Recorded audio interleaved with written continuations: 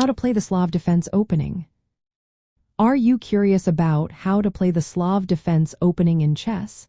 This popular and solid choice for black is a great way to counter white's queen's gambit. Let's break down the steps to master this opening. The Slav Defense begins with the moves 1, d for d5 2, c4 c6. This setup creates a strong pawn chain that supports the central pawn on d5. It prevents white from easily taking control of the center. After setting up the initial moves, the next step is to develop your knight to f6 with 3, nf6. This move controls the center and prepares your king for castling. It is the most common and flexible response for black. White typically follows with 3, nf3 and 4, nc3. At this point, black can capture the c4 pawn with 4, dxc4. This leads into the main line of the Slav defense, where black aims to hold onto or regain that pawn later. Next, focus on developing your light-squared bishop. You can move it to f5 or g4. This is a key advantage of the Slav defense. Unlike in the queen's gambit declined, where the bishop is blocked by the pawn on e6, the Slav allows for more freedom in development.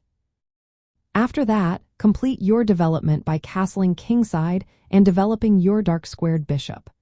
You can place it on e7 or d6, depending on your chosen variation. The pawn structure with c6 and d5 forms a solid base for controlling the center. Your strategy should involve coordinating your pieces and creating counterplay in the center and on the queen side. There are several variations of the Slav defense to consider. The main line continues with 1, d for d5 2, c4 c6 3, nf3 nf6 for nc3 dxc4. Here, black captures the c4 pawn and prepares to hold it or return it at the right moment. Another popular option is the Semi-Slav, where black plays e6 along with c6.